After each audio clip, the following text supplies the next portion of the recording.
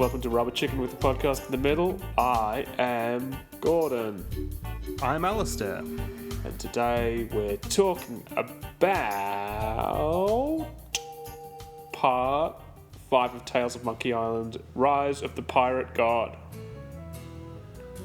Did you know I was born on a pirate ship? I had heard that, yes. Yeah. Well, I try to keep it on the lowdown, and I'm doing a good job. But before we get to that, we're talking about a bit of news. Yeah, tiny bit of news before we get into Rise of the Pirate God. Monkey Island Monday. Yep, it's still going. Still going. People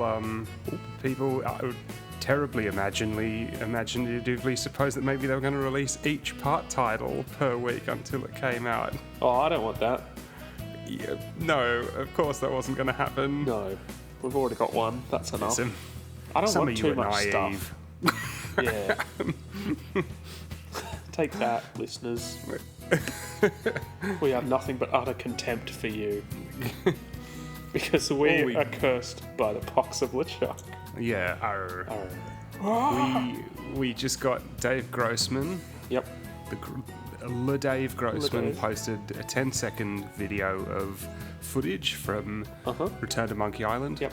And it was just Guybrush walking along the good old Melee Island dock from Melee Island. I was about to say from Secret of Monkey Island, but of course this isn't Secret of Monkey Island, but it looks very similar to how it did in Secret of Monkey Island, but LeChuck's ship is moored at a new wharf that's extending out the back from we where assume the it's Scumbar LeChuck's is. ship.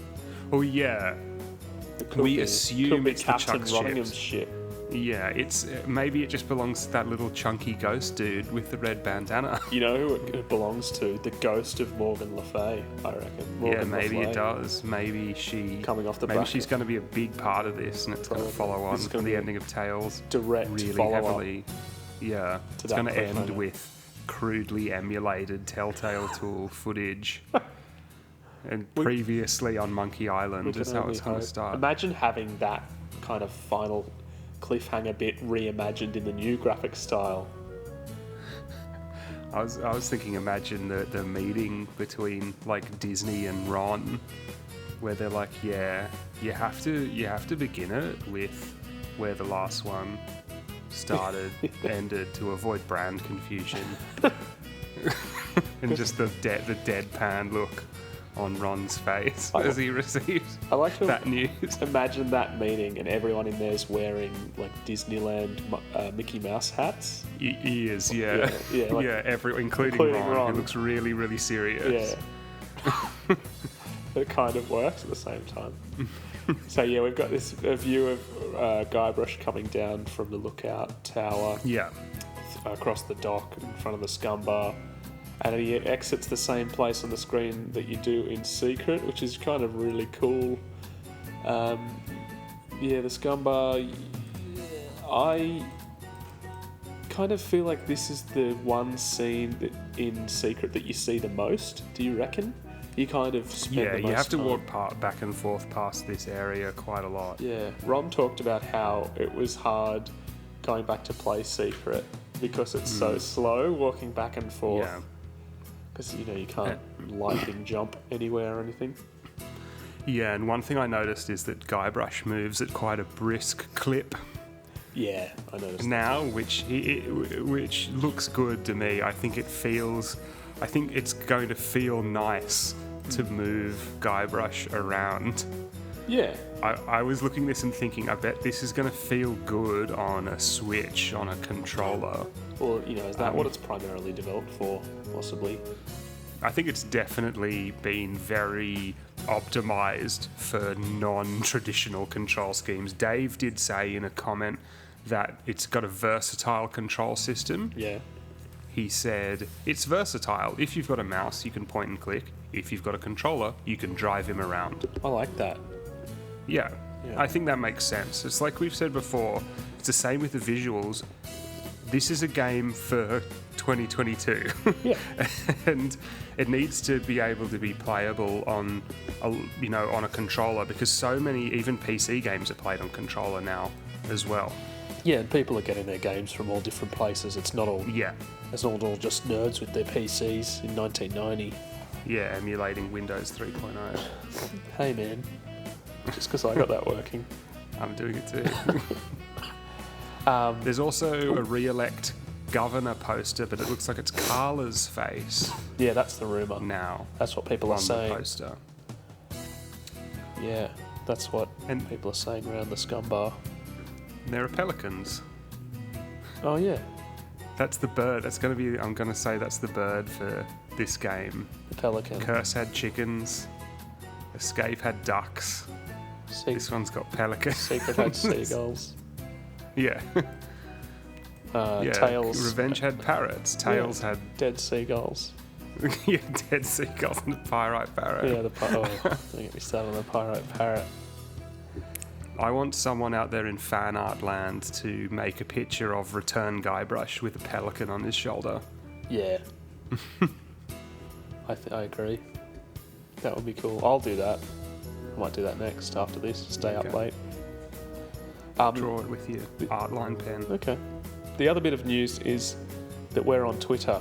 It's not really news, but I just wanted to get it in there up top. Yeah. Because you're not going to listen beyond this. Okay, you want to talk about Rise of the Pirate God? Yeah, let's get into Chapter 5 of Tales. This was our most recent spin on Madly Rotating Buccaneer.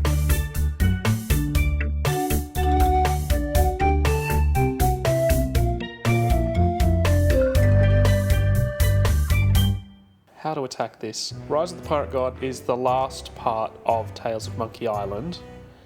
You and I didn't just skip to the part, we played through from the beginning. So initially we needed to play Lair of the Leviathan, so we played through to there, and then we both kept playing through to this, correct? Yeah, so we've now replayed all of Tales beginning to end again for, Tales is probably the third or fourth time. Yeah.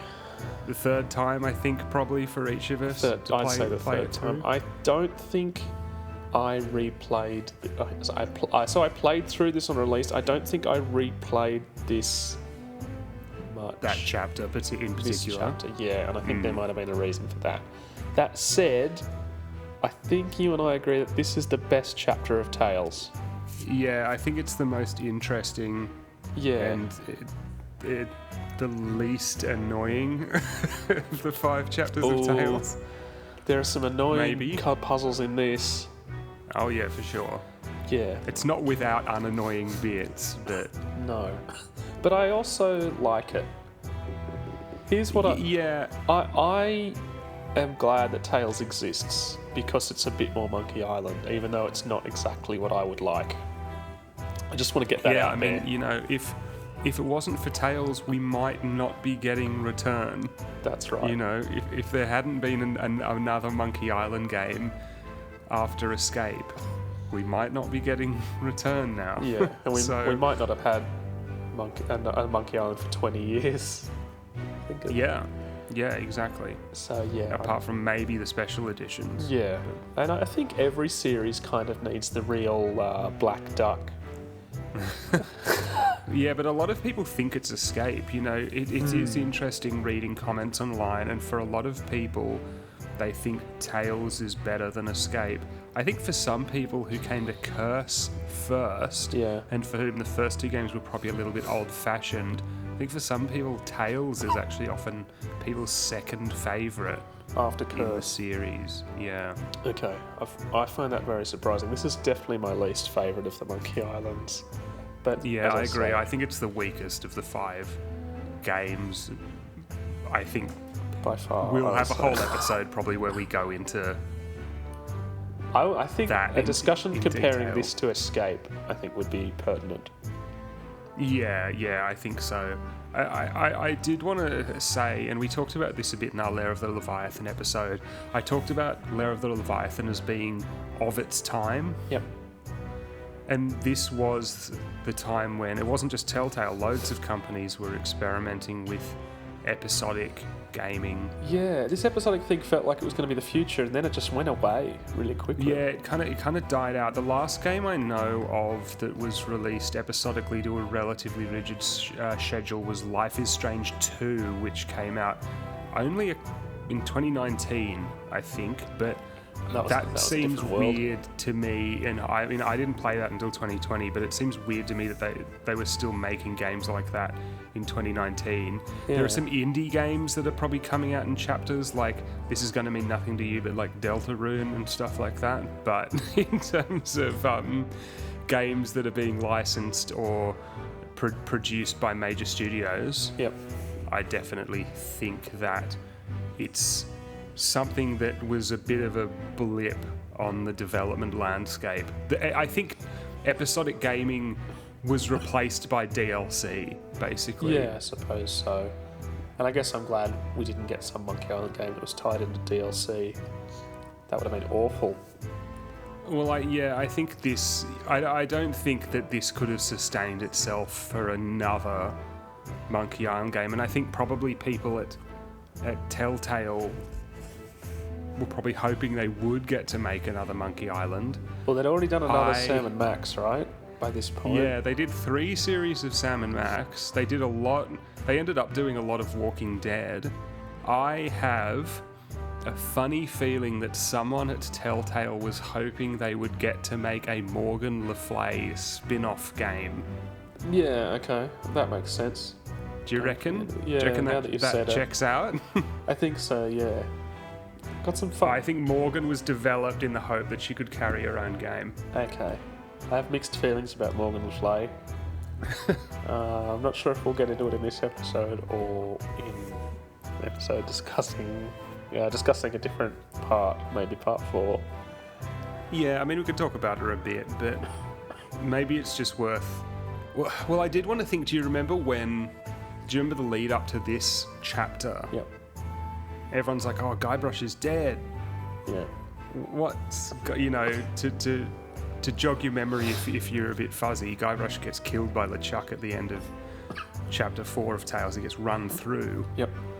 With a sword. This is after LeChuck's reabsorbed all the voodoo energy from Esponja Grande and turned back into his demon form, because what do you know, he was evil all along. And Guybrush dies. He's actually dead. Yes. Where do you go from there? Yeah. And now this is it's an interesting idea. And I guess that takes us to part 1 of parts 5. Yeah, like all of these Tales of Monkey Island chapters, it really follows a structure with tutorial puzzle, 3-part puzzle, little break puzzle kind of in the middle, another kind of biggish puzzle, epilogue puzzle. Yeah, so let's talk about the first part of this part, which is kind of the tutorial kind of section of Guybrush busting out of the grave in the underworld. Yeah, the crossroads, I guess it's referred to in this game. Oh, this can't be good. I keep referring to it as the underworld because it's so heavily inspired by the Greek underworld from mythology. Yeah. And I do want to talk about that, but yeah, I think the crossroads is the name they give for it, which is first introduced back in chapter 1, actually. Okay, well observed. Okay, so the first thing that strikes me when this begins is it looks really nice, I think. The design of this underworld space is really cool. There's like all broken ships and things in the background, just kind of shadows and silhouettes of slightly maritime structures. There's kind of a cemetery, which Guybrush busts out of. It's a bit like the other side of the cemetery, as if the cemetery is a bit of a door, and this is the exit. And we come out and we see the kind of river Styx. What's the character called that carries you across the river Styx? He's just called the ferryman in this, right? Yeah. Karen, the ferryman. Karen, yeah. And who is obviously, I think they were trying to... They were, yeah, I know what you're going to say. Evoke the lost Welshman from Curse. Yeah, because Guybrush says, don't I know you from somewhere? Yeah. And he says no. There's also the infamous grog machine makes an appearance. Yeah, and I do wonder with this chapter, the grog machine, the fact that the music is a remix of the Dinky Island Tunnels music from Revenge. Yep. What were they going for? I'm not sure that they knew what they were going for with the look and feel of the Crossroads. I'm not sure they were necessarily going for anything. They were going for a bit of a Greek underworld kind of thing, and It's like the theme park version of the Greek underworld, I guess. Yeah, just to make it it's just supposed to be a bit spooky, I think, and a bit death-like, a bit morbid. Yeah, and I do like the cemetery. Guybrush busting out of the grave is a bit evocative of busting out of the coffin in Curse. Yeah. But this time he's actually dead.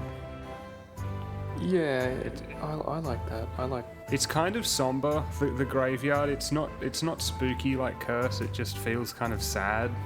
Yeah, and that's what I really like about Guybrush's characterization in this underworld section, is that he's just a bit sad, and he's not cracking wise every 2 seconds.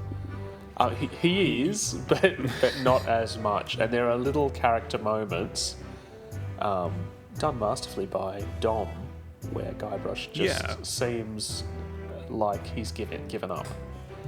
Yeah, he seems very depressed and hopeless for a good portion of this. He's coming to terms with being dead and kind of treating the situation with the respect it deserves.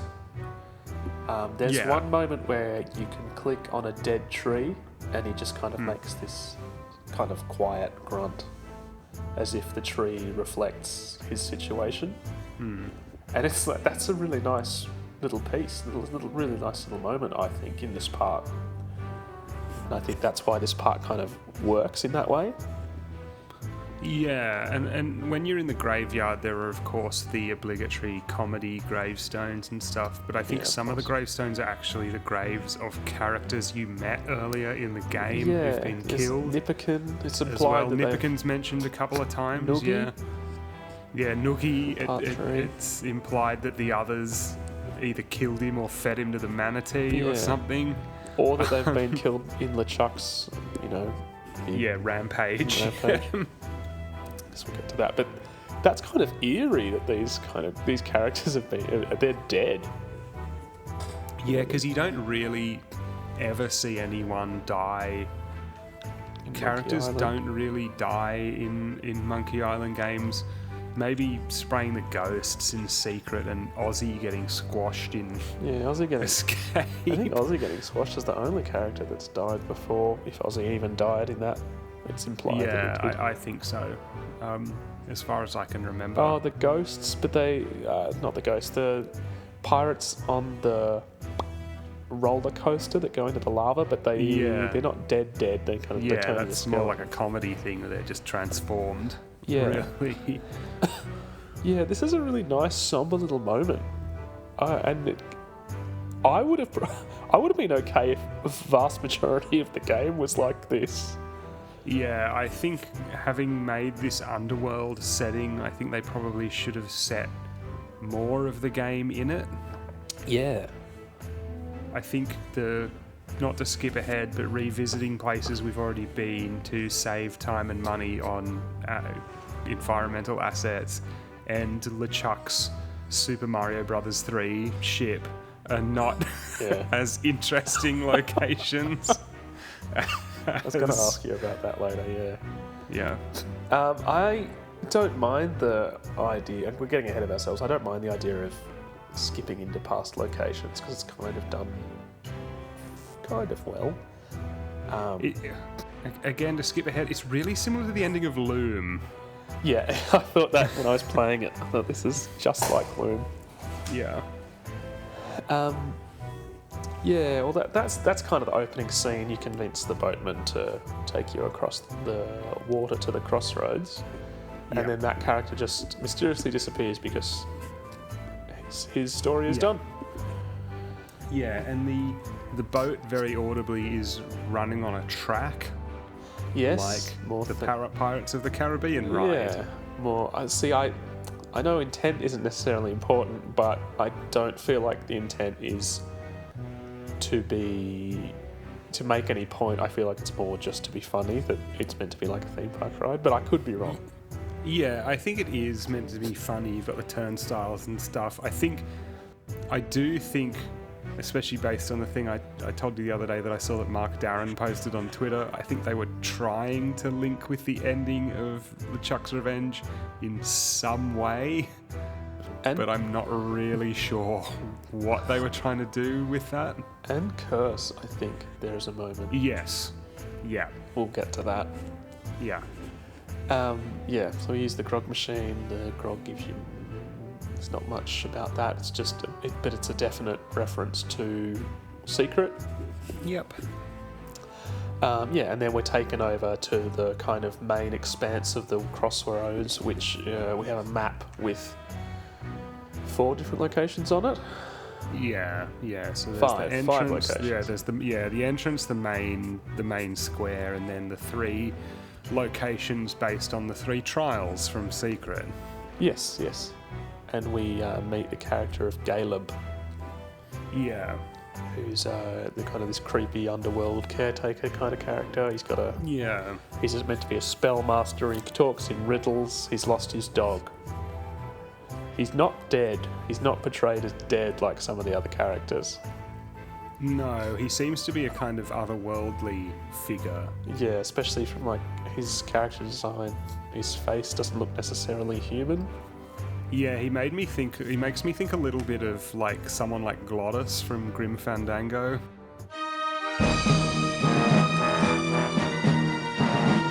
Yeah, I like the way. Or something like that, like someone who exists outside of that living dead kind of dichotomy. Yeah, he's got a shepherd pole. Yeah, maybe he's meant to be like I believe the term is a psychopomp, someone who ushers you into the afterlife, shepherds you into the afterlife, perhaps. Quite possibly, yeah. And he kind of gives you some cryptic information, nothing too important. How to escape, though, from the underworld. He says that LeChuck used a powerful spell to escape from the underworld. Yeah, and then... This is LeChuck backstory retcon 4 or something like that. Yeah, it's kind of irritating. They felt the need to do that, and I think the way that this is... The plot becomes so complicated in this part is really indicative of a game that hasn't been particularly planned out well from the beginning. Is the impression I get. I'd be curious to know how much of the plot was planned out from the beginning, or if it was just a rough guide and they filled in the details as they went. Because obviously La Sponja Grande is still important in this. The Crossroads is mentioned early on. Yep. But Pox of LeChuck is resolved in Chapter 4 and isn't a big deal in this. Marquis de Sange, who is so prominent almost to the point of exhaustion, is not in this at all and barely mentioned, like not even his ghost. Like obviously he dies. Well, he's another character who dies, right? Yeah. He dies in Chapter 4. Yeah. And I'm surprised that his ghost is not in this somewhere. It is surprising. I think I'm okay with it though, because he's not my favorite character. Definitely. I don't really like Desange as a character. I find him more irritating in an irritating way than irritating in an interesting way. Desange could have been a really great villain, and I think you could have left LeChuck out of this and really written his character well and made him really interesting, but they didn't. Yeah, and we'll have to talk about that more in the context of Chapter 4, I think, but... Yeah. Go on. The Crossroads is kind of this illuminated literal cross that stretches out into the ocean, and that's a nice little piece of design as well. I think that looks quite pretty. Yeah. And then we have to go to 3 different areas, do thievery, treasure huntery, and sword fighting, which, as you say, is reflection. It's like poetry. It rhymes with with Secret. The 3 trials. It's obviously meant to appeal to you a bit more if you're a fan of the series. I don't know if I find that a little bit too wink wink nudge nudge or what. I think I didn't mind it so much because it's not really overt. No, it's pretty subdued Yeah, in its referencing. and It's okay. it's one of the less fetch questy type puzzles in the game, I reckon. Like, Yeah. it feels a bit more natural. Yeah, one of the things I was just going to say, one of the things I like about it is that it's not like you have to beat each puzzle or something. No. It's like the different areas are kind of interrelated in order to achieve that goal of finding the spell to Yeah. escape Yeah. the afterlife. It's not like you just have to do these 3 things in order for Guybrush to be able to progress to the next part of the episode. Yeah, that's it. So let's talk about sword fighting first. Yeah. Is that the one you did first? It is, yeah. Yeah, me too. So you go and you find Morgan, and she's sitting there all dejected, and she's there's another character there with a sword through his head, Yeah. which I think is a is a reference to the character who's a ghost in Secret at the end of Secret. There's a Yeah. character with a sword through his head that's also featured on the Dial-a Pirate wheel. Dial-a Pirate wheel, yeah, Dial-a Pirate wheel. I found my Dial-a Pirate wheel the other day. I'm glad I've still got it. Yeah, and this environment, the only things you can interact with are Morgan and the sword fighter guy. Yeah. And this is a new spin. This is the third spin on insult sword fighting. Yeah, the double insult sword fight. Yeah, I Where you have- liked this as just a little self-contained puzzle. Yeah, I thought this was good as well. You Yeah. got to cheer up Morgan while simultaneously insulting the other dude. Yeah, it was clever, and I liked that it wasn't too over the top. You could just solve it then and there. It wasn't a big grind like it in Secret or Curse. Yeah. It's a bit like insult arm wrestling again in Escape. Yeah, but it felt more real. I think I'd say at least in this point better. it ties into Morgan's relationship with Guybrush and her character. Yeah. Which, as much as we've sort of questioned what they were doing with that, Yeah. at least it serves more of a purpose than just having an arm wrestle with Mr. Cheese. Yeah, that's the thing. But the arm wrestle with Mr. Cheese was kind of setting up the fact that Ozzy was the insult arm wrestling champion of the Caribbean, which wasn't a great plot point anyway. So yeah, it works a bit better here. And Morgan as a character is a bit more interesting, maybe just because she's a bit sadder, and she's Yeah, I mean, Morgan's obviously developed more in Chapter 4 and this one. yeah, and her relationship with Guybrush has developed more. Yeah, as we talked about in Lair of the Leviathan, I think Morgan's a good character. I just don't really get what they were going for with her. Like, she's a character that just was never going to have much closure, really. Yeah, I don't think. I think leave out if you just left out Elaine and left out LeChuck and just had Morgan and DeSinge, that would have worked better if you had to do that. Yeah, I think this could have been a different story that just happened to have Guybrush. Yeah, And you don't need those other characters. I don't think they're necessarily integral. Yeah, and I think I read an interesting comment the other day where someone said Elaine and Guybrush's relationship kind of makes more sense if you think that they have these feelings for each other, but each has their own path in life. And you could do a game where it's like, you know, Guybrush maybe mentions Elaine, or maybe Elaine appears at the beginning and is like, you know, I'm going off on my own adventure, and then Guybrush gets swept up into something else, you know. Yeah, and they can cross paths again, but having them married and gallivanting but around. rather than trying to have this, the story with Morgan and DeSange is kind of, its effectiveness is to an extent undermined by the fact that we end up going back to the same old LeChuck and Elaine plot by the end of this. I mean, imagine having Morgan as a love interest, and maybe Guybrush could wistfully make reference to a previous relationship with Elaine or some unresolved Yeah. conflict with Elaine. That would, Yeah. that would have been much more interesting. Yeah. And still a little bit of kind of fan servicey stuff Yes. for people to say, oh, I know what he's talking about. Hmm. Anyway, you cheer her up with the insult sword fighting and you beat the kind of Errol Flynn-esque character. I liked him. Yeah, I believe he's meant to be one of the guys who's fighting LeChuck in Chapter 2. Yeah, okay, during the siege. But, The siege has Yeah. been okay. Yeah, alright. Well, that other guy, the guy with the cannonball through his gut, that is meant to be from that as well, I believe. yeah, I think all three of them are. Oh, the thief. Yeah, I think the thief is as well. Well, let's talk about the thief. Yeah? Yeah. So you go to Yeah. another section of the crossroads, which is the Thieves Hideout. Yeah. And then he's kind of a beatnik kind of character. He's stolen lots of stuff. Yeah. Yeah, interesting characterization of him, as you say, as this kind of beatnik dude who always calls you friend very, very sarcastically or in a very menacing tone, and wears little glasses and has the big hairdo and stuff. Yeah, I like the fact that he's kind of crazy because he wants you to steal stuff from him.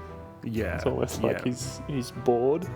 Yeah, so he- just so he can steal it back off you. Yeah, and you managed to steal the scroll from him. Yeah. There's a couple of things I wanted to mention for this section. First thing was more fuel for my Tales of Monkey Island was trying to make a parody of the Legend of Zelda theory is the thing that Guybrush says about the clay pots or the clay Oh, he urns. wants to goes, smash "This them was all." an urge to smash these all, and the guy says, "Why would you want to do that?" And he's like, "I don't know, Right. don't do it." Now that 'Cause you- it's, now that you why say not? 'Cause it's that- rude. Because like Link, that's an old joke in Legend of Zelda. Link runs into people's houses and smashes all their pots Stuff. Yeah. to get money. Now that you say that, that makes sense. Zelda is not front of mind for me very often, so I didn't really pick that. Just really stands out to me as a common joke about Zelda. Yeah. So I've got Guybrush's running gag about the autographed sextants. yeah, that comes back here. Yeah, or the long-running, not very funny joke. One of the things I was going to say, the other thing I liked about Thieves Hideout was LeChuck's sock.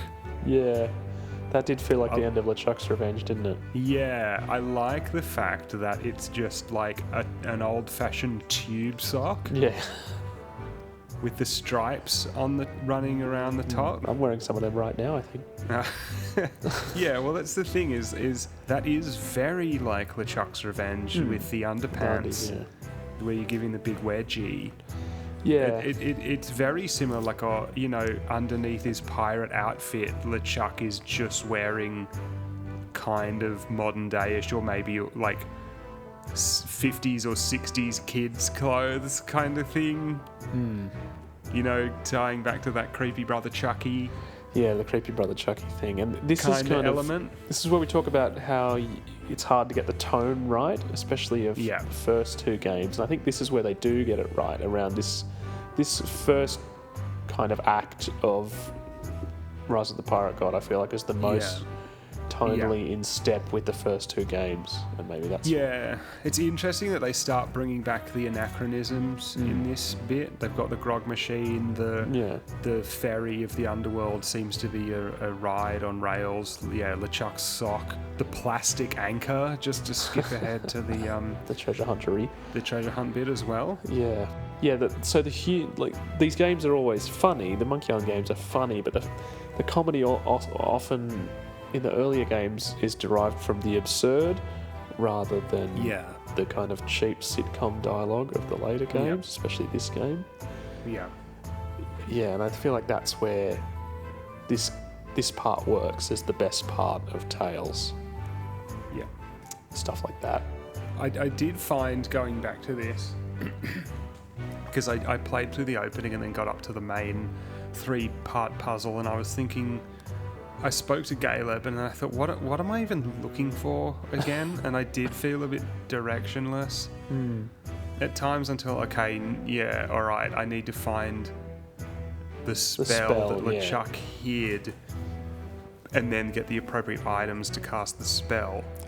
Yeah, and I suppose scrolls make you think of finding a spell. That's what I kind of thought. Yeah, I just found it, again, I wasn't super clear of my goal at certain points. Yeah, I definitely had why that am a I bit doing later. any of this? I definitely had that, especially around the finale. Mm-hmm. You also get the secret later on from from... What's the thief's name? Thief, yeah. Just the thief. I don't know if he has a name. No. The beatnik thief.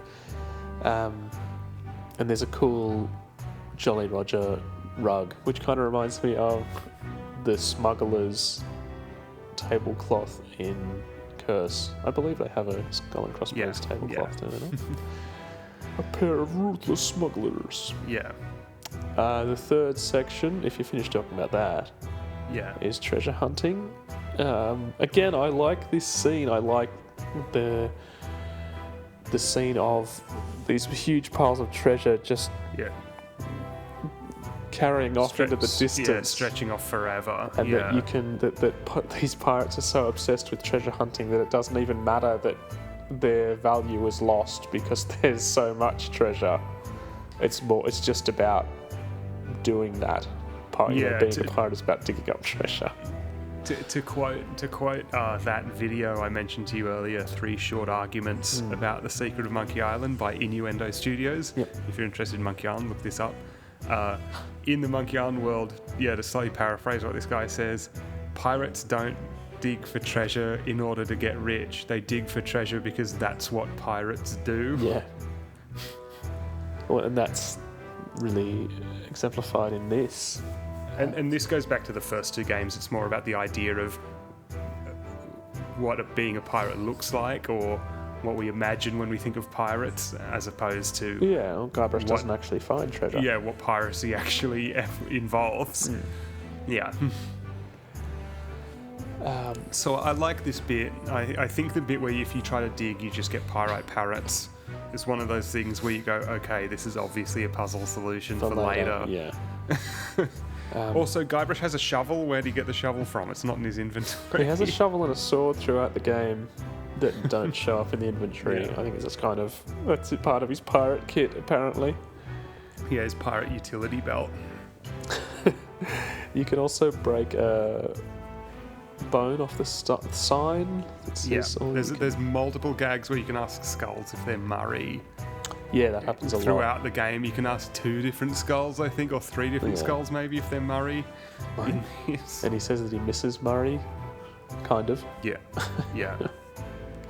The guy that hosts this section has a big hole in his gut from being shot by a cannonball. Yeah. And I like that image. That's a cool little thing. This is where you get the plastic anchor. Yeah, and that really stands out. There's plastic treasure in chapter 3 as well, isn't there? But very like a plastic anchor and stuff being made of plastic. It feels like, it feels more like Curse. Yeah. Mentioning that stuff, or maybe the styrofoam head and stuff in Revenge, but like the plastic hook, Wally's plastic hook in Curse, and something like that. Yeah. It feels like suddenly they started remembering what Monkey Island was like. Yeah. Before it reverts back to all this fantasy mythology stuff in the rest of the chapter. Yeah, well, that's why I'm saying I could have had this kind of part as maybe even chapter 2. Yeah. And go from there. Maybe Guybrush is dead the whole time. I was thinking about this as well. Maybe it would have been more interesting to have dealt with these ideas earlier and given them a bit more time to develop, rather than rushing through the idea of the pirate afterlife in half of the final chapter. Yeah, I think so, especially because it's crammed in with all the finale stuff. And it made me think about other examples of things where the last part is the best one, because that's where everything kind of gets wrapped up. Yeah. And you kind of, you get the payoff for everything. And made me think of Return of the Jedi. Not that that's necessarily the best one, but it's the one where we get kind of the whole confrontation between Vader and Luke and the Emperor wrapped up, and that makes it retroactively interesting, all of those ideas, if you know what I mean. So Yeah, I it makes your appreciation of the characters from earlier on, it makes you appreciate them more because of how they're being dealt with now. Yeah, it makes me think of what was going on or what happened with games around this time and how difficult it seemed to be for some of these episodic games to wrap themselves up. The notorious example is Half-Life 2 Episode 3, which of course never got made. Yeah. And yeah, 6 years after this, we're sort of running in that same mold. To mention this franchise again, Life is Strange 1, which came out in 2015. I believe that I didn't play it until years later, but I believe people found the 5th chapter of that. There was so much anticipation, and when it got up to the 5th and final episode, Yeah. not everyone was satisfied. And I'm trying to remember, what did people think back then when Tales came out? Did people expect more, do you think? Was this what people wanted from a final chapter of Monkey Island? I can't remember. Can't remember either. Let us know below.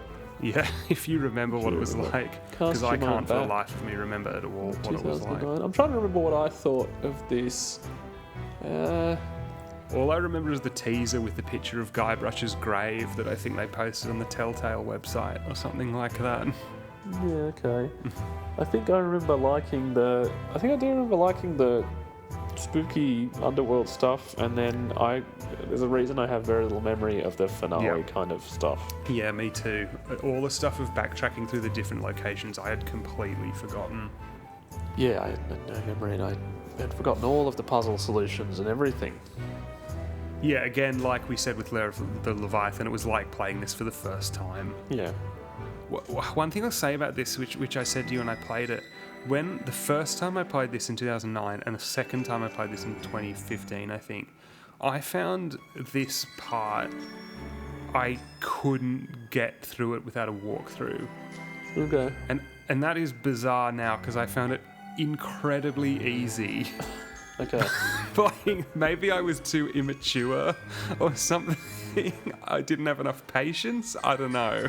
But I do think this part is very easy. I think you're right, maybe because it's a little limited in scope, but that's also okay if the story's good, I think. One thing I'll say about Tales that I don't like, I mean, many things I don't like, but I don't like the dialogue padding. I feel like there's a lot of dialogue inserted just to pad the whole thing out. Yes. And you have to step through everything. And I made the point to you, it was like in The Simpsons, the bird drinking water, me smashing the return button to get through every line of dialogue, but I wasn't even necessarily interested in their responses. Yeah, and if you're not paying attention because you're bored and your characters are actually giving vital puzzle information that your players aren't going to pay attention to because it's lost in too much dross, then something's gone wrong. Yeah, that's exactly it. And I definitely seem to have read recently, I don't know if it was speculation or someone actually saying this, that this was actually something Telltale did because writing and recording dialogue was a lot cheaper than having artists and things do more visuals, produce more graphical content, which would have been much more time consuming and expensive. Okay, while we're on that, let's talk about the plot. Of this chapter or of all of Tales? Well, kind of both. So this ties everything up, in a way. And I said to you earlier today, because I only just finished playing this, maybe an hour before we started recording. Yeah. And I said to you, what is the plot? Yeah, exactly. It's like, what's LeChuck's goal? I don't know. I still don't know if I could tell you. It's to get Elaine and to take over the as world. Usual. That's the thing. It's like, does he want to take over the world? Like, has LeChuck ever overtly stated that he wanted to take over the world, or do we just assume? I don't know. They said voodoo a lot. Yeah, well, that's the problem with both this and Escape. Yeah. Is that you hear the word voodoo until you never want to hear it again. This is where voodoo just became like narrative duct tape. Yeah. to explain any Aptly put. kind of implausible thing that they didn't want to have to bother coming up with a kind of motivation-based or logical reason for. They just went, oh, it's voodoo. That kind of ruins the logic and the fabric of the whole thing, and it makes you less invested, because it's like, oh, I can just slap some voodoo thing. Yeah, call everything voodoo. Voodoo this, voodoo that. LeChuck's sucking voodoo energy out of the crossroads. Yeah, voodoo energy out of the crossroads. I'm thinking about like Earl Bowen in the recording studio having to say voodoo so many times and talk about voodoo energy and stuff. I mean, I think it's probably just thinking about the check. I just find that really odd. There's some really boring LeChuck dialogue. Earl Bowen does a good job. In this, Earl Bowen does a very good job with what he's given. I've been thinking about this a lot lately with all the games. Earl Bowen did excellent job, even with the special editions for stuff that wasn't written to be spoken aloud. No. He sells that dialogue really well. Well, he's a class act. He's a thesp. Yeah. But what does LeChuck want to do besides turn Elaine into a demon bride? There's something to do with the monkeys. He's got monkeys the everywhere. thing is, the monkeys were to get his powers back in the first place. Okay. And then you put La Sponja Grande in the loom rift, even though that's not even what it was meant to be for in the first place. Yeah. It's like, I'm gonna suck all of the. I don't get why he needs. If he already used a Sponja Grande to get his powers back in Chapter 4, why is he sticking it in the crossroads now? Yeah. Can't he just suck all the energy straight out of the crossroads? I don't know. Maybe a Sponja Grande is sucking it out of the crossroads, and then he's sucking it out of a Sponja Grande. I don't know. This feels like the stuff of you. What do you call them?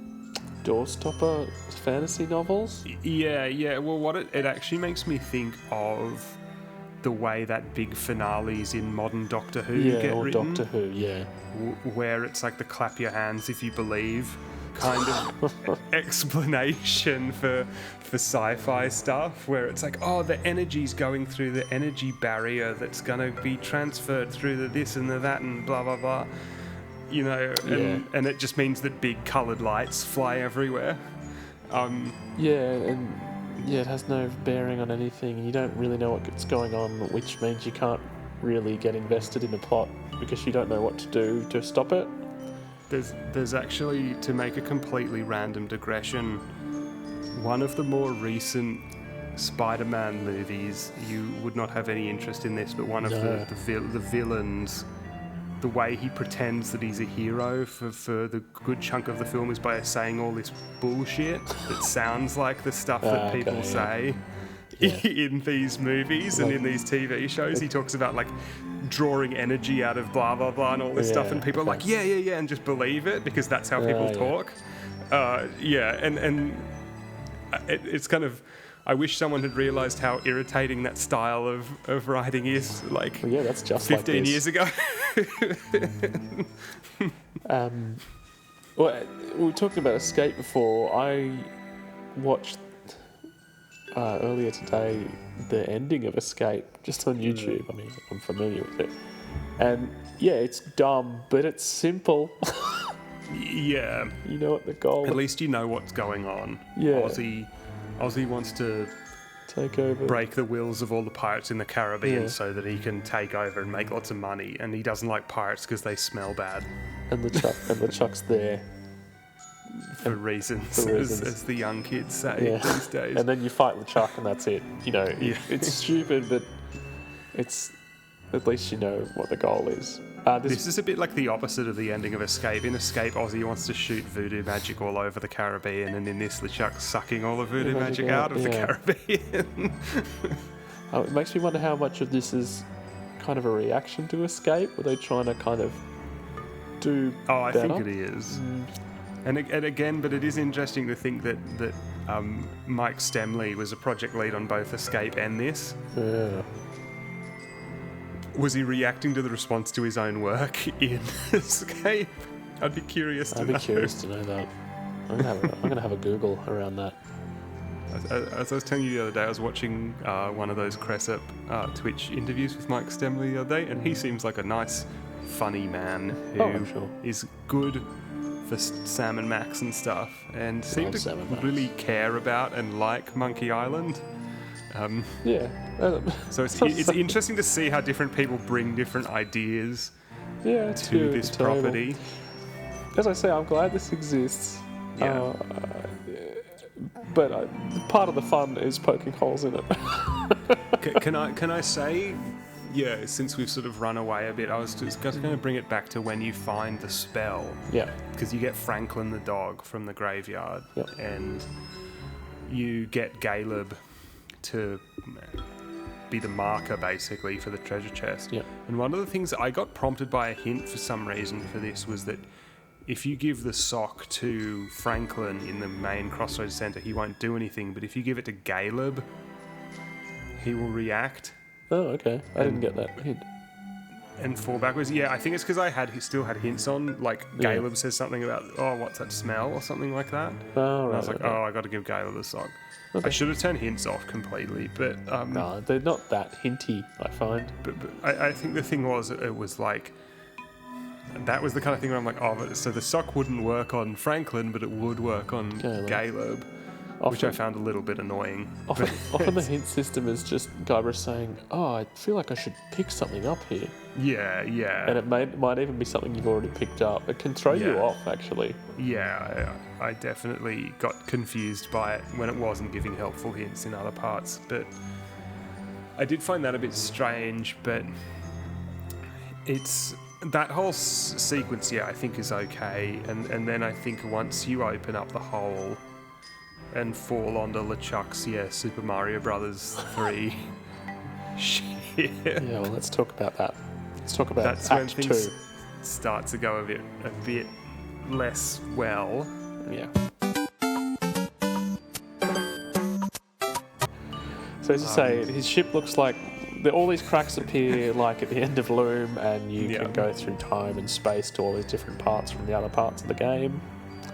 And LeChuck's ship, as you say, is clearly meant to be modelled partly on LeChuck's Fortress in Monkey Island 2, but also looks like that flying ship something from that Mario Bowser Brothers. would Is it Mario Brothers 3 with the on. flying ship with the bullet bills going everywhere? I feel like this is like the apotheosis of LeChuck's transformation into Bowser, essentially. Yeah, cartoon supervillain.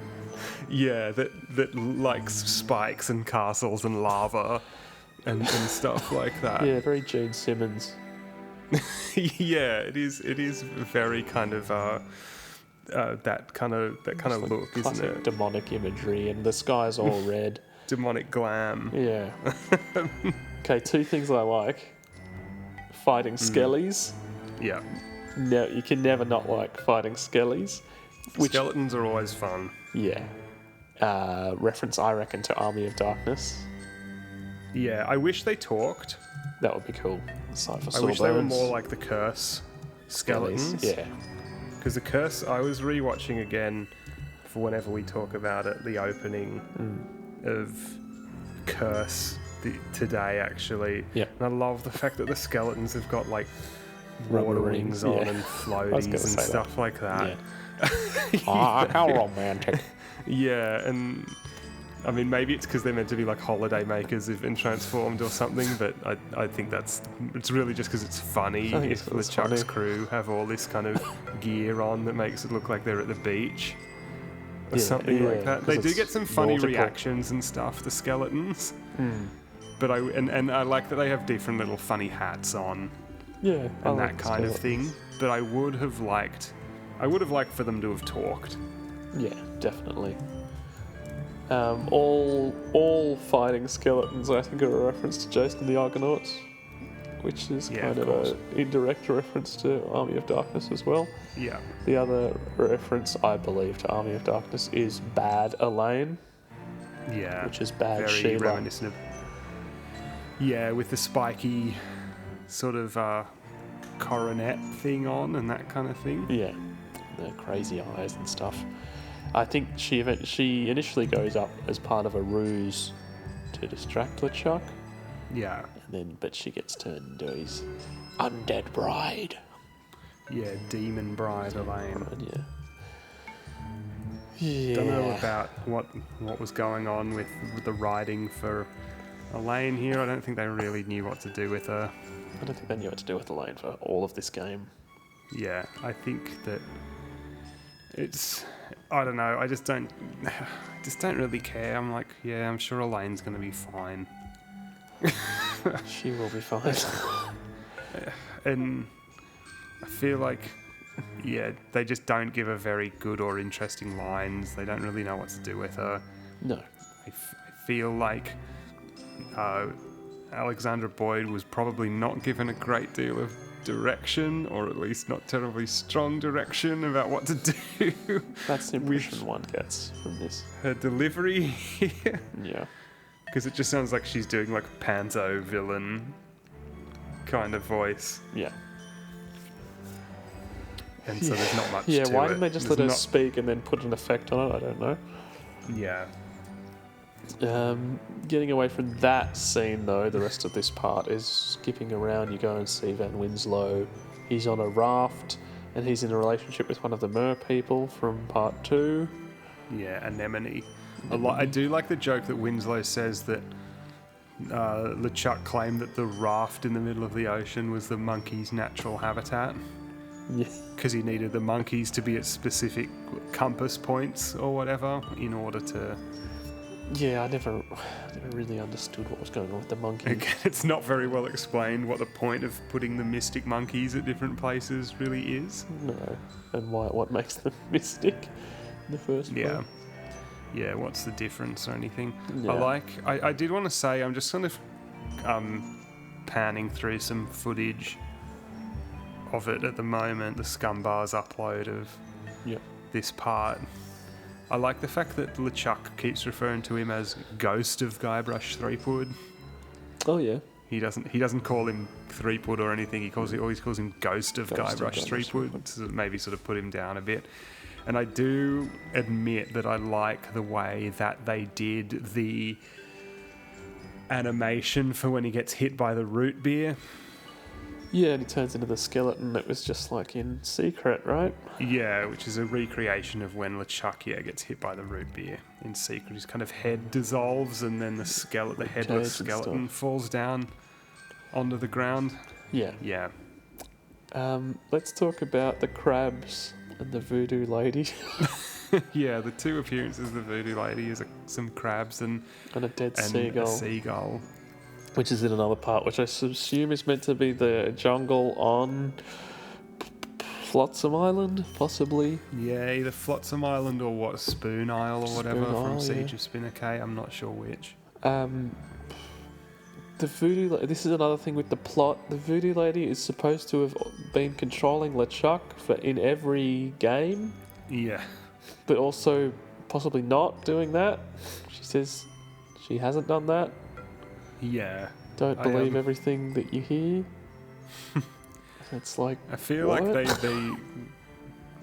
they forget that the voodoo lady's not actually very important. Voodoo lady's not important. No. Any of the games. No. Probably the only game in which she's very or particularly important is Revenge.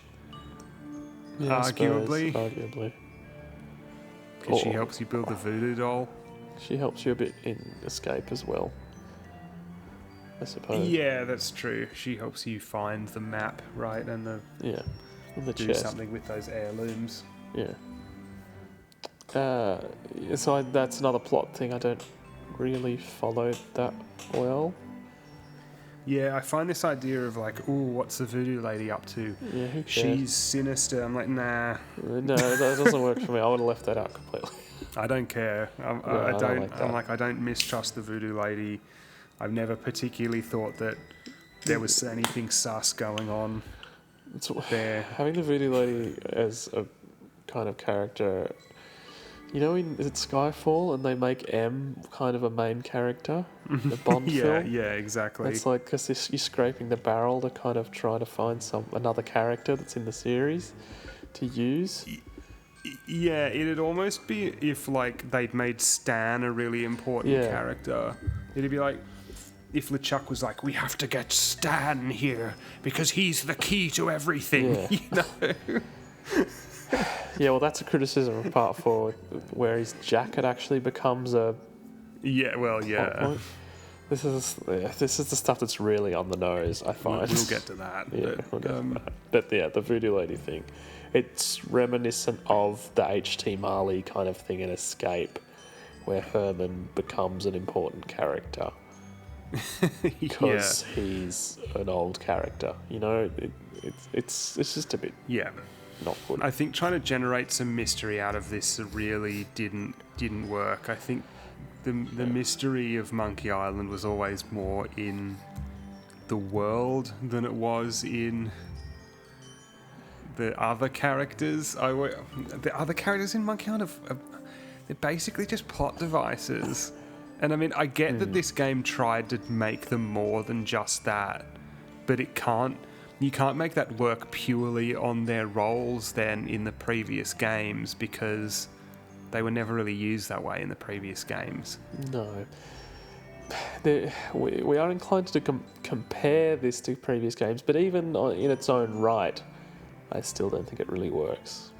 No, well, exactly. That's what I'm saying. Is I think the Voodoo Lady stuff's only interesting, potentially, quotation marks, interesting if you've played the previous games. If you were completely fresh to Monkey Island, you'd be like, I don't know who this Voodoo Lady character is. Like, why do I care? If you have played the others, you'd be like, ooh, how mysterious. But then if you think about it, it's like, man, she was never that important. No. It's a thing in any of these long-running series where they try to go back and kind of retcon what happened before. You know, it's a very modern Doctor Who kind of thing to do. And I like it. Yeah. Going back and changing someone's past or implying that there was more going on. And yeah, speaking of retcons, I just want to say, this is the LeChuck retcon here. You know, in Secret, he just drowned at sea, right? Yep. Then and Revenge kind of doesn't say anything that contradicts that. And then in Curse, it was like Big Whoop turned him into a ghost. Yeah. And Did now they even in say that he this, drowned in Secret? Or is it just... They just say his ship went down in a storm and then he came back as a ghost. But I always, in my head, it was always like it was his obsession with Elaine that brought him back. It wasn't. It wasn't. She told him to drop dead, so he did. That was always the one. Yeah, exactly. Yeah. It was his unfinished business, you know. And I never sort of imagined that LeChuck, because this feels like it goes back to LeChuck's kind of secret origin. But I never thought like, LeChuck used a spell to escape from the afterlife, and it completely contradicts Curse, which says that it was Big Whoop, which was retconned into being the monkey head, which turned him into. Yeah. The monkey head's a whole other thing. That got kind of and I guess that's more for mysterious talking thing that got kind of ruined. Curse, but I think I just wanted to mention that, but going with the thing about the Voodoo Lady and trying to make these minor characters and past plot points more significant than they previously were. It's like, no, just do something new. Don't try to recontextualize what came before if there isn't sufficient grounds to do that. It's more interesting to do something new, and that's why I think. I do hear people saying like, oh, it was so interesting the way they used the Voodoo Lady. It's like, was it interesting, or like, are you telling yourself it was interesting because the game wanted you to think that it was interesting by saying it was interesting without actually making it interesting? Yeah, I think it might be the latter. Hey, speaking of, you know how you talk about in Return, you don't want to go back to Monkey Island? There's no Monkey Island in Tales. Yep, we definitely don't go back to Monkey Island in Tales. I did wonder, I think I do remember it in 2009 thinking, are we going to go back to Monkey Island? But no, they're really, apart from the big five, that's it, right? Yeah, that's it. Yeah. The one location we haven't discussed is you go back to the bar from Part 4. And the cell, because you have to re-inhabit your body and then bind it by chewing magical voodoo chewing gum. Yeah. And I don't mind this sequence. It's okay. Well, okay. Let me qualify that a lot. I don't mind Grind Stump as a character. Yeah. I think Bartender Grind Stump is fun. Yeah. I think Judge Grind Stump is boring, but I think Bartender Grind Stump is fun. And as I pointed out in my comments on Little Leviathan, I kind of like Bug Eye as a character. Yes. I remember you saying So that. I was glad to see him come back in this. Yeah. That being said, I think the idea that he would be so upset that of his embarrassing exit from the Manatee would be such a big deal to him is a bit stupid, but I felt like some kind of weird, like, dad joke humor. I couldn't quite put my finger on why that didn't work. Honestly, I think probably the best thing about Bug Eye is I think he just has good voice acting. I Yeah, he think does have is a good probably voice. what makes the difference. I'm not sure who the voice actor was for Bug Eye, but I just think he did a good job with the character. Yeah. It's this puzzle where it's one of these repetitive kind of trial and error type puzzles, which is very common in this series of games, as in Tales. There are a lot of these kind of trial and error puzzles where you gotta just, you kind of know what you have to do, and you just have to trying different iterations. You've got to get into the body and then get the root beer into your mug so that you can pour it on the gum. Yeah, you got to go to jail, 3 times? Yeah, you got to keep going back and forth. You go back into your body, surrender so you get arrested, find Bug Eye's diary, go back as a ghost, get Bug Eye to punch Grind Stump, go back into your body again, get the mug of grog on your hook, go out of your body again, go back to... Yeah. And there's so much walking back and forth between the portal that leads to Winslow and getting on the boat. And the portal in the sword fighting area, which is on the other side of the underworld. That I found really tedious. And especially if you don't know what to do. Blatantly long-winded. Yeah, I think that's the case. And if you don't know exactly what to do to solve the puzzle, you've got to keep going back and forth and go, oh, what do I do now? Do I have to walk all the way back and try and get something else? Yeah, since you only have that time limit in your body as well when you're in jail. Pouring the grog on the gum was the first of 2 puzzles in this that I found really frustrating. Actually, there were 3 frustrating moments, but this one took me the longest, I think, figuring that out. I don't know why. I found with the gum on the windowsill guybrush goes, it's all gross or whatever. And I was like, is this it? Yeah. I thought I clearly might get meant to rejuvenate something or revivify something. Oh, it must be the big thing of gum hanging from the ceiling. Yeah, that's what I thought. No, it's not. He actually says that's even worse. Yeah, but you do need that later. And then I thought, okay, well, there's nothing else in this room I can use once I had the root beer in my mug. Yeah. I thought... Okay, I guess it is pouring it on that gum. There needed to be something here. This is spirit gum, but it's lost its qualities or something like that. Yeah. You know, I need to find a way to bring it back. But he's just like, oh, this is gross. Oh, this other big thing of gum's even more gross.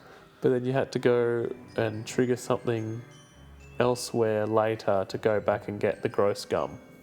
Yeah. And I don't like that kind of mechanic in Tales, where in an earlier game you would have just been able to pick up the gross gum and you would have just had it with you. Yeah. In this one you have to trigger a reason to pick something up, and that... I don't really like that so much. I was going to say the poster on the wall with the hole is a reference to the Shawshank Redemption. Got to mention that. There you go. Have you ever seen that? No. It's a good movie. You should watch it. All right. Sorry. You have to make another spell. Yeah, God. I mean, we haven't even talked about Feast of the Senses because we haven't done Chapter 4 yet, but this opposite Feast of the Senses thing, it's like, give me a break. Feast of the Senses is one of the things I hate the most about Tales. I think it's such blatant padding, and I find this to be piss take levels of repetitiveness. It's not as bad as Feast of the Senses, maybe. I think because the things are easier to find. Yeah, I obviously didn't have as much of an issue, or I probably would have complained about it more. But it was, I think I already had a lot of the items I actually needed Yeah. by the So time, did or I I. knew where they were by the time we got up to that bit. But Yeah, as I say, I figured it all out really quickly except for that gum part. But then I did figure that out. yeah, Yeah, so you do that, and then you shrink the Le Sponge Grande. How you meant to pronounce it? La Sponge Grande, La Sponge La Grande. Sponge Grande. Isn't there I wanted to point out. Elaine says later that it's meant to be pronounced a different way. Oh In yeah. the finale. In the portal that leads to the jungle Yep. on PC, at least in some versions, there is a bug that makes the game crash. Oh, okay. And there's info for anyone out there who's trying to run Tales. I was playing the GOG version, but I think it's on the Steam version as well. And possibly on Windows 10 or 11, you might run into this issue. There is a file in the folder that you have to either rename, move, or delete, which triggers a short cutscene or something. Okay. And by getting rid of this, it made the game work. But it means when Guybrush unlocks the mysterious chest to find the belt buckle, Yeah. nothing happened. Oh, I just okay. suddenly got it in my inventory. Weird. And I was like, why didn't he open the chest? And I clicked it, and he's like, I've already opened the chest. And I was like, oh, this was what happened by getting rid of that file. So it's literally a choice between the game being unplayable or being able to get the full sense of what's going on. Okay, right. I found the thing with the belt buckle really odd. Is it explained that the belt buckle is enchanted to make people trust you? Oh, I didn't realise that was the thing. Well, that's the thing that I only realised after I actually used it. Yeah, I thought it was just to have something worth stealing by the thief, because the thief steals it. Yeah, I think it's... He says something about how the belt buckle is enchanted to make people trust you, which is why... Because he says, I have to get out of here before the spell wears off. Oh. Because Okay. the thief lets you take the secret. Yeah. Right. Yeah. Okay, well, I'm glad we got to the bottom of that. And I think that's meant to be the explanation for why everyone trusted LeChuck in his human form, was because he was wearing this enchanted belt buckle. Yeah. Right. Not well explained. No. As you say, it's rushing everything at the end. Yeah. Is there another spell after that? Am I remembering that right? It's just all spells? No, it's just 2 spells. It's a spell getting your body back, and then another spell. Yeah, getting your body back. And then shrinking the sponge. Yeah, the gum is part of getting your body back, and then... Okay. Can we talk about the finale then? Yes. Okay, so Guybrush is back in his body as kind of a zombie. Elaine becomes human again and is fighting the Skellies, and in a bit of a reference to Secret, you're being punched around by LeChuck, and you have to, for whatever reason, destroy LeChuck both in the spirit world and in the physical realm. Yeah, and obviously you say secret, but it's also evoking both curse and revenge Yeah, here, with that's LeChuck true as well. forcing you from room to room as you try to solve puzzles. Yeah, but for some reason, is this more annoying? This is the thing. Often with adventure games, they feel the need to end them with some kind of faux action sequence. Yeah. I'm thinking of the motorcycle game, the LucasArts motorbike game, the latter Monkey Island games. The games with the better endings are things like Fate of Atlantis, I think.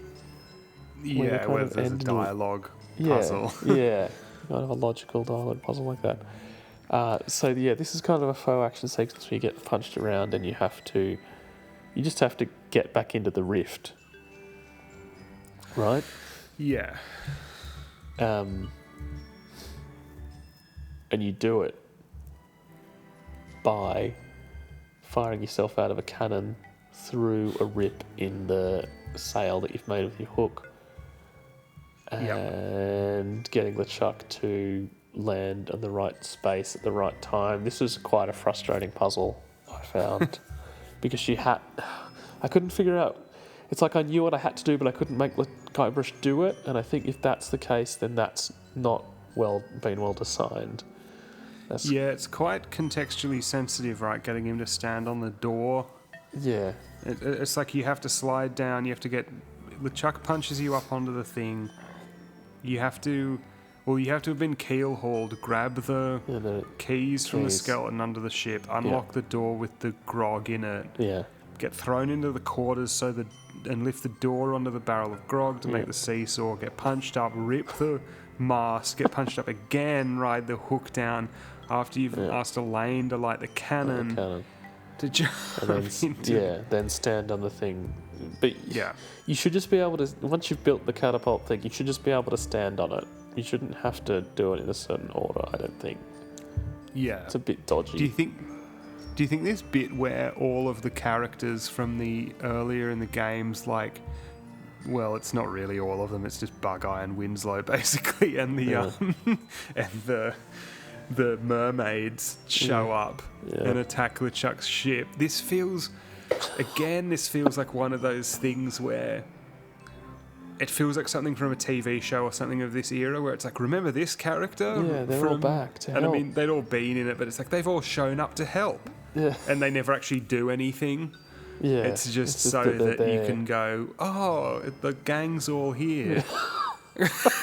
You know? Yeah, that is what it feels like. The Riders of Rohan have arrived. Yeah, I mean... It's like something from I know we're saying this a lot, but like modern Doctor Who, where it's like all of Matt Smith's friends showed up to help him fight the silence or whatever. You know? No, I don't like that. But what I do like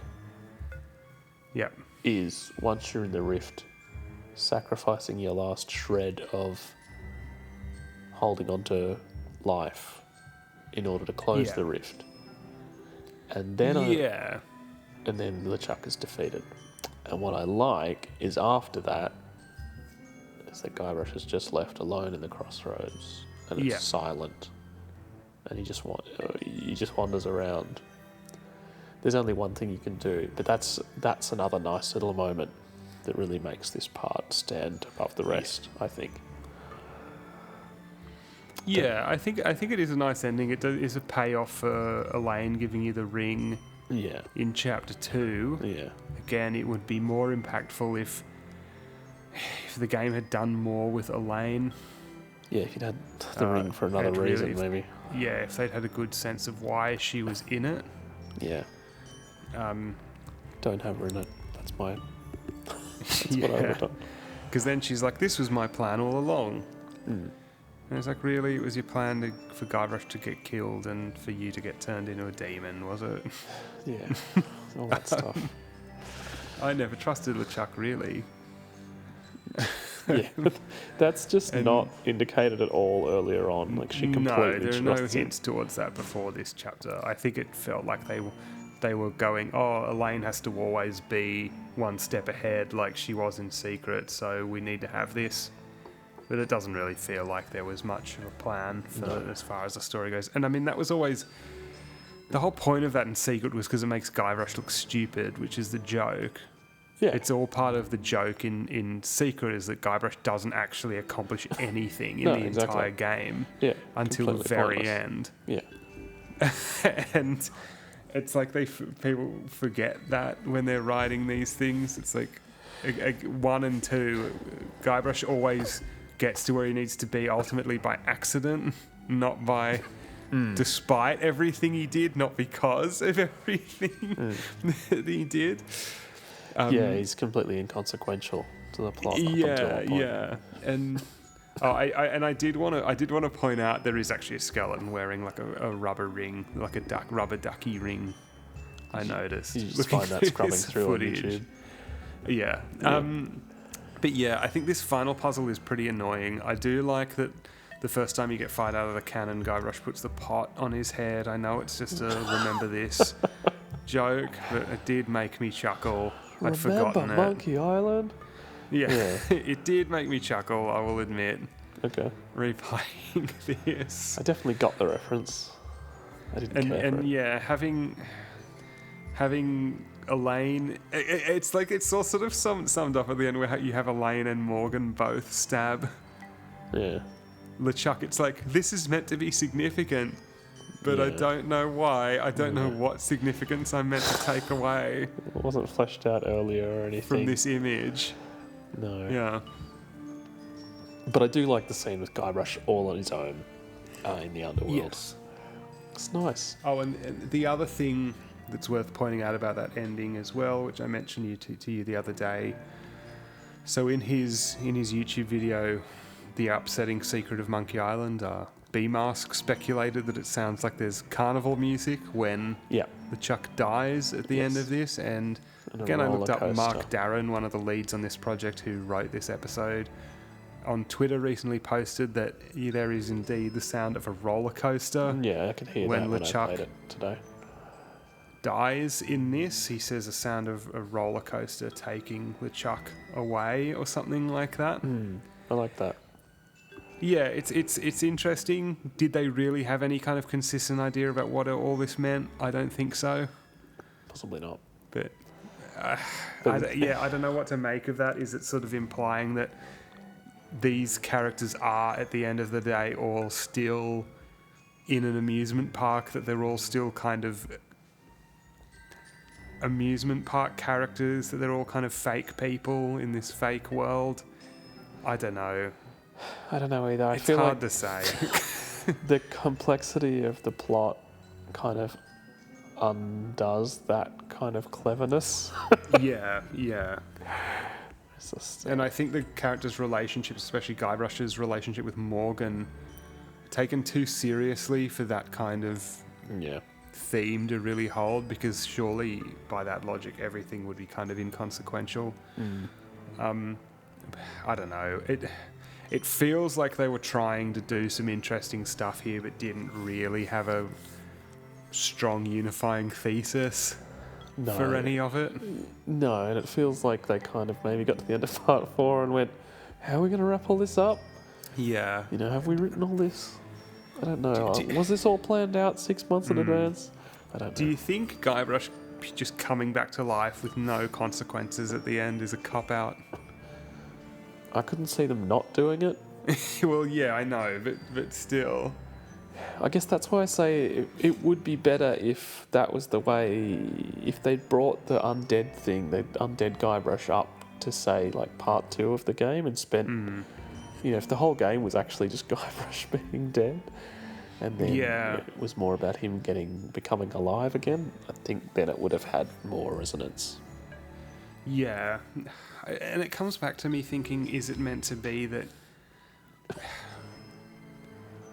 the characters, you know, don't really suffer consequences for their actions because they're not... Is this meant to be saying that, like, they're not real, that they're really just playing a game kind of thing? I doubt that that's really what they were thinking. Like, as I say, it's like the intent of the artiste doesn't matter so much. It's more what you get from it, and I don't necessarily get that from this. Well, yeah, exactly. You know, and it comes back to what I was saying about the lack of kind of a unifying theme. That if, of course, death of the author and all that, regardless of what was intended. Yeah, what do we get from this? Well, I don't know. You get to solve a few puzzles. I can't read anything too coherent into this game. No. The way you can with pretty much any of the other ones. I think all of the kind of 4 main ones before this. Or even Escape has the kind of comments on commercialism and things like that. I was about to say the first 3, but I was like, no, Escape has a really clear theme. Yeah, it's definitely one to go. Which kind of ties into it more and into the theme of the thing as a whole. Again, maybe a little bit overtly, but it's a bit more. It seems to tie more into this idea of, like I've said before, the commodification of imagination and stuff like that. Whereas with the Underworld and stuff, it feels like it's doing that. But for a lot of this game, it feels like, and this chapter as well, it feels more like it's just trying to tell a fantasy story with lots of magic and exactly. mythological characters with mermaids and giant manatees and voodoo green light flying everywhere and spells that bring you back to life and that kind of stuff. And yeah, it feels like, again, to sort of harp on the Zelda comparison, it feels like this is in the world of the Wind Waker or something, which I know that doesn't mean much to you because you haven't played it, but it feels like I know of it. It feels like a fantasy world that happens to be set at sea, you know, with characters who travel on boats. You know, it doesn't feel like this is really, and up until bits of this final chapter, that this is really anything to do with what the other games said. Yeah, which I find really discordant about this one. I think if you're, digging under the cross to try to find subtext in this game, you're not going to find it. As you say, this is more product than it is art. Yeah, and it feels like this was trying to connect more with an audience who probably, to whom anything about, I don't know, commercialization, consumerism and stuff like that probably would have gone over their heads. I don't like to be too insulting, but it doesn't feel like it's trying to say anything really. I think I'm just going to say from a market perspective, like it feels like this was written and produced to appeal to an audience who was more used to playing fantasy games and that's what it is. And stuff where they were more interested in, like, I hate this word, but lore, L-O-R-E, and magic systems and stuff like that. This kind of D&D view of storytelling. I think that's well put. I think you're right there. And I don't mean that to insult D&D, because you can actually... No. That role-playing, you can actually do some really interesting, intellectually stimulating, character-driven and politically maybe stuff as well. But more that idea of, like... It feels like this fantasy Monkey Island world kind of exists for its own sake in Tales, and I feel like that kind of misses the point to a certain extent. It's like it takes certain ingredients, but kind of misses out the underlying hero of the dish, which is the kind of thing that sets the Monkey Island series apart, I think, a little, which is that it is that kind of that subtext and that deeper meaning. But I think you saying just the stuff that sets it apart, that makes Monkey Island feel unique, feels a bit like it's missing in this. The world feels a bit like a Zelda game. LeChuck feels a bit like Bowser. Yeah, you made that comparison. It's like, I think I said to you yesterday. I said, like, especially when I was playing Part 4, I was like, this I would be fine with this if it wasn't called Monkey Island. If this was Sam and Max doing all this stuff, I'd think, oh yeah, this is a fun little adventure game. Not particularly memorable, but fine for what it is. But because it's tied to that Monkey Island thing, where it doesn't have that extra little ingredient to set it apart, it does come across as a little shallow. Yeah, and I guess to build on that, I would say, and I'm thinking about, your interest in games, for example, to take you as an example, as someone who doesn't play games much anymore. If it wasn't called Monkey Island, you wouldn't be playing it. No. And so I think that kind of comes back to the idea that, like, to what extent is this game riding on, like, brand recognition? Oh, completely. Yeah. more than there being the need for another Monkey Island game, or that there was a really good story to tell. And it's one of those things where I want to say with all of this, I think all the people who made this did their best. I think they were, this was a time when, adventure gaming had fallen so far out of favour that this was the only way to get a Monkey Island game made. Yeah, I couldn't see them doing a different way to this. In 2009, no way. They could never have done it. This was the only way you could have done another Monkey Island game. The genre was totally dead. Actually, this dead is the in the same water, year. yeah. This is the same year as Machinarium, I believe. But that's like an... That's the indie closest. game. Yeah, but that's the closest kind of thing.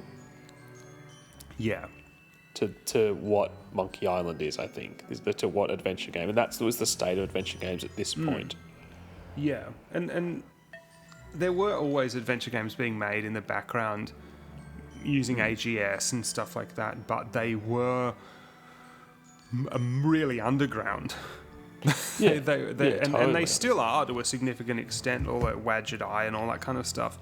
That's not something in the mass market.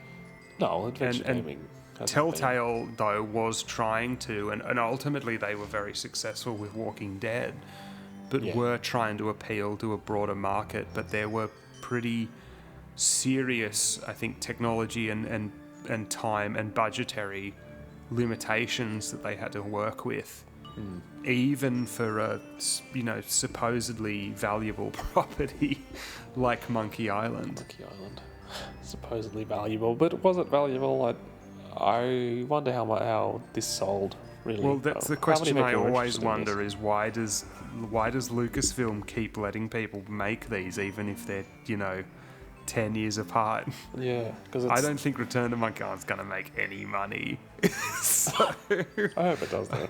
I mean, I'd hope that it did, but Revenge. It took so long for them to make Curse because Revenge didn't make money, and then Curse only made money in Europe, which was why they made it. And then I assume Escape, there was never any more because they were wrapping up working on adventure games. But The thing that I would like to come out from Return would be maybe some more cool adventure games. Maybe some more retro style kind of adventure games with a bit of imagination. And it's worth reiterating, adventure games never went away. They just went underground. Yeah. and they moved into the indie scene and stuff like that. No, yeah. And Telltale was the most visible in the English-speaking market, I think, particularly. And especially for you and I, because... Yeah, at this time. Yeah. Yeah, at this time, because I was following all this stuff on Mix and Mojo. I mean, I still do. I think that's nearly everything on Curse, Rise of the Pirate God. Yeah. Two other things I want to mention. I like the illustrations over the credits. There's some nice little piratey illustrations, kind of reminiscent of the Curse graphics. Yeah. And there's a cliffhanger at the end where Yeah. Morgan's going to come back as a ghost to hunt, or is she going to come back to hunt ghost pirates? What's the thing? Yeah. This goes back to what I was saying. I think that someone was hoping they'd be able to make a Morgan spin-off game. Spin-off. Yeah. I assume Lucasfilm owns the rights to Morgan, but Yeah. if she was created within that license, We're definitely going to see some sort of reference to Morgan in Return. yeah. I mean, there's already been one in the trailer. Yeah. It should be a mention. I think Morgan's going to appear now. That wouldn't surprise me. You could still do something interesting with that character. Yeah. Nikki Rapp's not doing anything. She'll come Hey, in. you never know. She might be. She sounds like she's about 12 in this. Don't you reckon? Yeah. Well, maybe with 13 years having passed, she'll sound like she's about 15 or something like that. Yeah. But yeah, I think I wouldn't be surprised if the character came back. I do read people resonated with this character. I think Still? Are people still talking about it? I think people still remember Morgan. I think Morgan was the most successful element, probably, of the whole thing. Again, I don't really know what they want to do with her. I don't think giving Guybrush this complex relationship with this secondary character really works, because I don't think Monkey Island's that kind of concept. But no. I think and Guybrush isn't that kind of character. Yeah, and I think there was this awesome way that Dave Grossman put it in this interview that I read, which was the one I linked to you the other day, where he talked about how he said in return there's going to be like a thing to catch people up on the series. Yep. The expression he used to describe Monkey Island characters was myopic. Okay. And I was like, yeah, that's the perfect way to put, like, characters in the Monkey Island world have a very narrow focus, and they only care about a very specific thing, and things outside of their notice are meaningless to them. Yeah. And I think that Morgan feels weird because she's not like that. She feels more like a real person to some extent than a lot of Monkey Island characters do, especially in Tales. So I think we will see Morgan again, and I think Telltale wanted to do more with Morgan, but didn't get to. Didn't get the cash, didn't get the sign off, or the interest maybe. Yeah. And also, the most important thing from the end of Rise of the Pirate God is that there's a new season of Sam & Max coming in 2010. Yeah. Don't miss that. Don't miss that. I do want to play those properly. Those You should. other seasons of Sam & Max. I got the first season on a disc if you want to borrow it. Really? Yeah. I've got this on... if you don't know, I'm playing this on a Mac, and I have the original DVD of this that I ordered from Telltale in 2009. Because I'm great. With that Steve Purcell art. Steve Purcell art. It's And funny people saying now, Telltale I thing. wish Return had Steve Purcell art. That Tales cover, Steve Purcell did it. It doesn't look anything like the art that he did for the first two games. No, it looks completely different. So be careful what you wish for. Yeah, Steve careful Purcell now. did that in his modern style. People would probably be like, what the hell did Steve Purcell do? He sold out. You guys should all jump.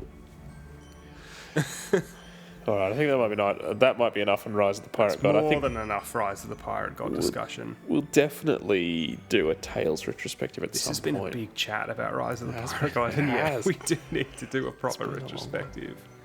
We'll do that, and we'll do a comparison with Escape. I'm interested in doing that, and we'll Yeah. do a ranking of our Tales parts. I'm Tales curious to episode do ranking, yeah. that. But for now, We know which one's the worst one. I think we both agreed on that, didn't we? Yep. Yeah. Anyway, let's do the madly rotating Buccaneer. Yeah. So, instead of just stepping through each week part by part, we randomly select a part to play in the week and then discuss the following week by spinning a big wheel that I have in my house. Reminiscent of the wheel in the alley on Fat Island. Yeah.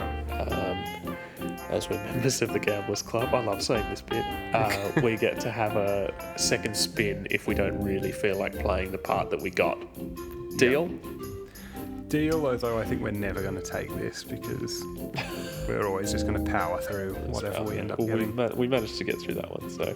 Alright, put in your bet, place your bet for what it's going to be. We're running out of options, so I'm going to say... Plenty of options. I'm going to... Well, not in terms of we're running out of ones to talk about, ones that I've guessed before and been wrong about. I don't want to say something again. So I'm going to say part 1, the 3 trials. I'm going to say the format pieces. Ooh. Okay, you ready? I'm feeling limber. Yeah. Do you want to spin the wheel this time? Yeah, all right. Alright, go on then.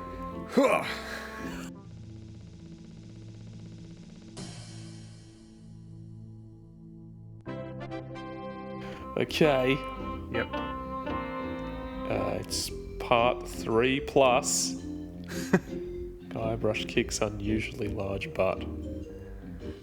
Okay, how are we going to do this? Because that is almost nothing, that part. I could say, if you don't want to spin again, we can combine that with Escape from Monkey Island, I think. Yeah, should we combine it? Well, it is technically part 3 plus it's not part 4. Yeah. So do you And want it's to really short. it's really, yeah, It's really almost all cutscenes. Yeah. So do you want to do Escape Should from we? Monkey Yeah. Island? Should we Part combine Escape it from with Monkey part 3 Island? of Escape because you were up to that as well in your playthrough of Escape. You only had a little bit left to do, didn't you? No, I finished it. Oh, did you finish the game? Yeah. Oh, cool. All right. Well, that's perfect then, because I only finished replaying that last week as well. Yeah. So Well, I might that'll- replay through it again. I've got some saves, so I can do that Yeah. easy peasy. Nice. All right. Well, you can do the outro. Thank you for listening to Rubber Chicken with a podcast in the middle, a podcast all about the Monkey Island series of adventure games. I'm First Mate Alistair. And I'm La Sponger Gordon. And Look behind you! A three-headed monkey!